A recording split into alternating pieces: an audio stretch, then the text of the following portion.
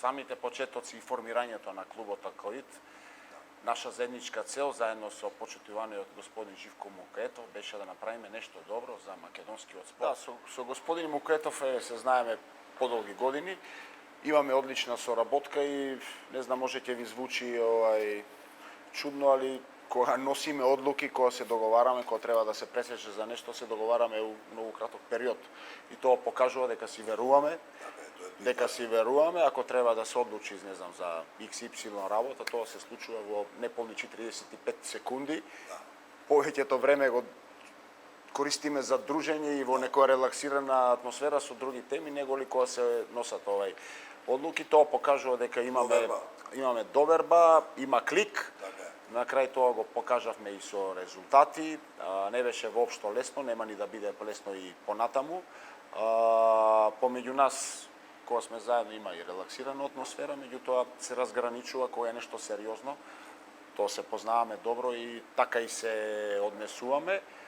И покрај нашата, така да кажам, блискост и доверба не е злоупотребана ни од моја страна, ни од негова страна, како шеф и одговорен за сите нас, нормално, кој што не поставил, меѓутоа јас тие работи ги имам научено у Европа, знам да се носам со тие работи, неговиот збор, неговата одлука е посебна.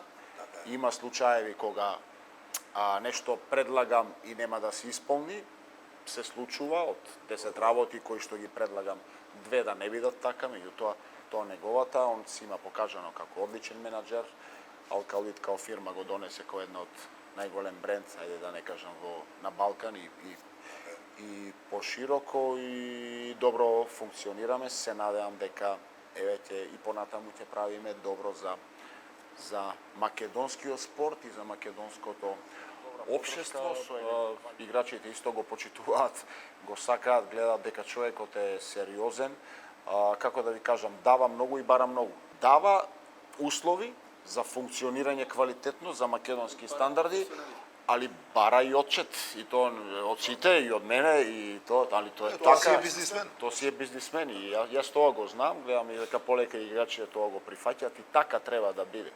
Значи не можеш ако си неквалитетен да се мушнеш, да избегаш и ти да останеш недобрен. Не, ако си неквалитетен, е тоа, а ако си квалитетен, во професионализмот е добро. Човекот е многу професионален и јас еднаш кажав во една ситуација дека е лесно. Мислам, тешко е да се работи со него, пошто многу бара, а од друга страна е многу лесно затоа што си ти таков воркохолик и професионалец и едноставно се разбираш со човекот.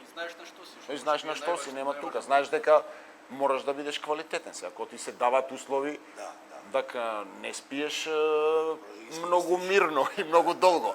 Мораше, после има и бенефит, нормално од тоа, све тоа кој ќе се изработи.